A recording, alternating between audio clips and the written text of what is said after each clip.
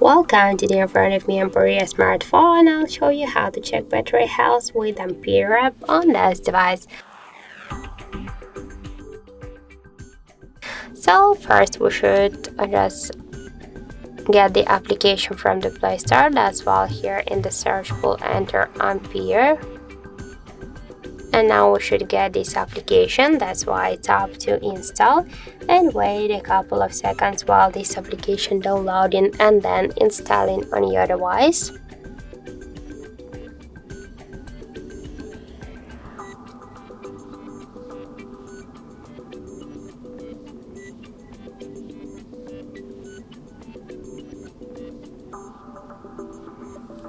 After that, just tap here to open the app.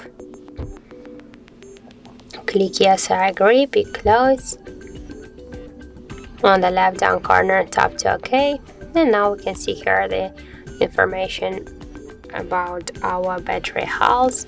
In my case, that's good. Also here we can find more info like the battery levels, capacity, device model, Android version, and more other info.